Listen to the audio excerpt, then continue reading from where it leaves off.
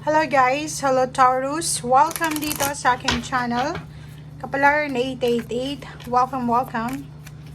Alamin natin kung anong messages, vibration, gabay energy para sa inyong lahat Taurus. Ito ay full moon sa inyong sign Taurus din.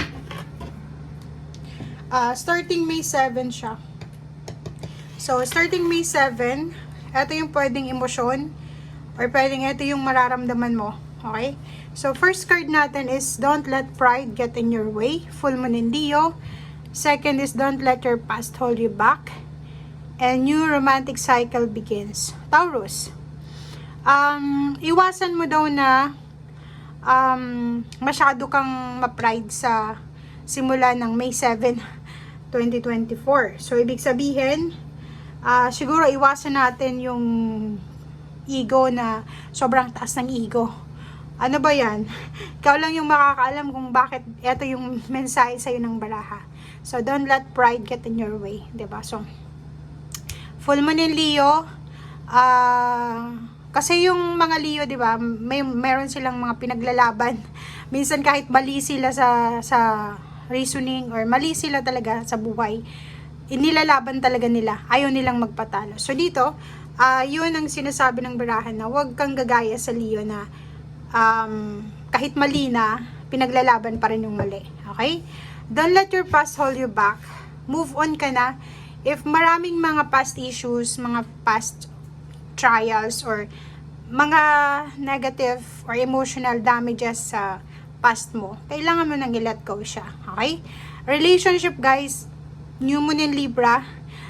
If you're looking for a relationship, may bagong romantic cycle na magsisimula dito. But if you're nasa stable, secured, committed na relationship, pwede ang magsimula dito is friendship, temptation, third party, or kano pa man. So, comment down below. If you are not willing to have a relationship, umiwas ka na lang.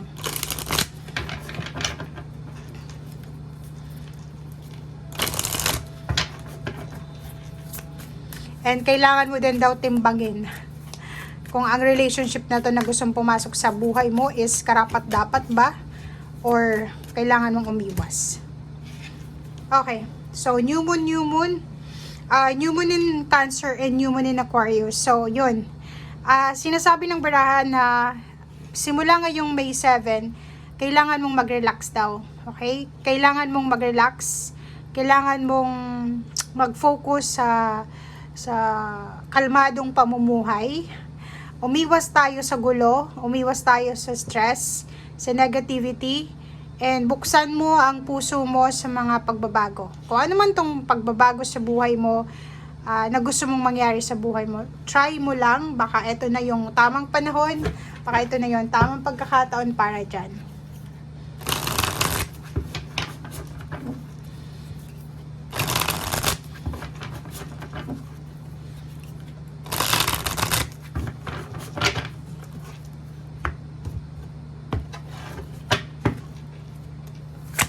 First card dito is Four of Disc. Wow. So, may nakikita tayo ditong Taurus na ang focus nila is makapag-ipon ng pera. Ang focus nila is maging matipid. Siguro starting May 7, ang gagawin nyo is lahat ng kikitain nyo, itatago nyo. Or parang wala kang sasayangin na pera simula ngayon. Lahat yon ikikip mo, lahat yon kailangan may mapuntahan. Okay, the Hermit card. Another then is parang nakikita ko sir dito na yon, relax.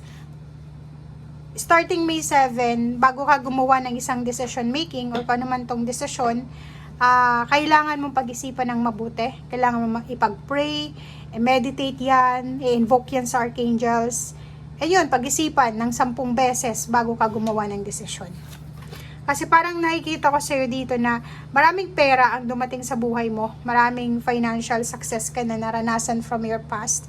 Tapos ngayon mo nare-realize na sana kung naging matipid ako, sana kung itinago ko yun, sana kung ininvest ko yun, meron akong pera sa ngayon.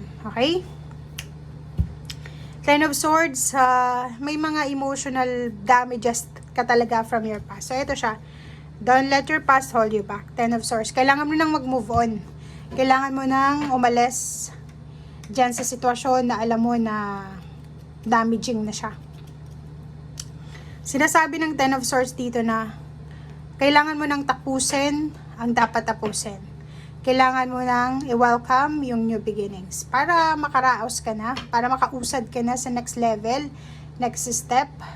Huwag mo nang balik-balikan yung nakaraan kasi tapos na yun eh, 'di ba?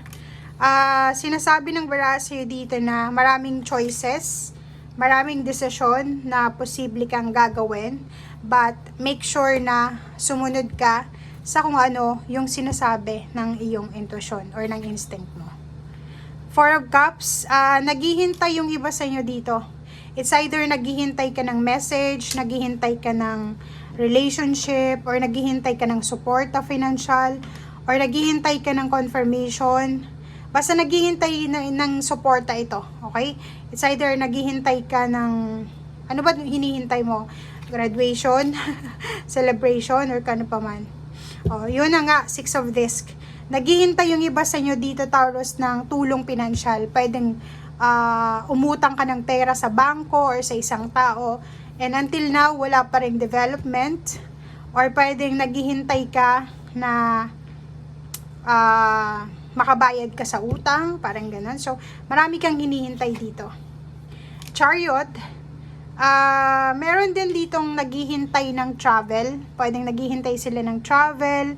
Naghihintay sila ng kung may utang ka na bumili ka ng sasakyan. Pwedeng naghihintay ka na ma-approve or kung ano man siya. So, may progress dito.